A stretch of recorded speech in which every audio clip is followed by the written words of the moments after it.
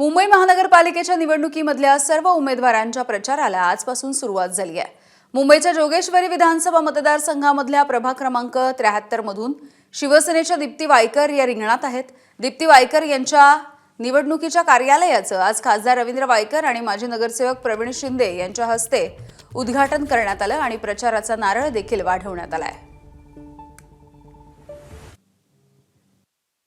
मुंबईला आकार देण्याचा मी फक्त जोगेश्वरी नाही मुंबईला आकार देण्याचा देखील प्रयत्न केलाय आणि त्यामुळे मुलगी देखील माझी शिकलेली ॲडव्होकेट आहे, व्हिजनरी आहे, माझ्याबरोबर तिने 20 वर्ष काम केलेलं आहे। त्यामुळे माझा बॅकबोनच आहे माझी मिसेस दोन्ही मुली आणि त्यामुळे आणि माझे सर्व युतीचे सर्व सहकारी हे तिला मी 10,128 मतांनी निवडून आलेलो आहे, ती 10,129 मतांनी निवडून येईल एवढं मी खात्रीपूर्वक सांगतो।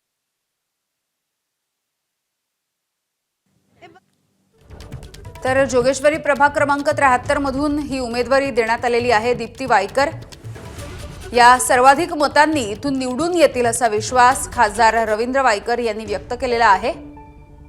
आज दीप्ती वायकर यांच्या निवडणुकीच्या कार्यालयाचं खासदार रवींद्र वायकर आणि माजी नगरसेवक प्रवीण शिंदे यांच्या उपस्थितीमध्ये उद्घाटन देखील पार पडलेलं आहे।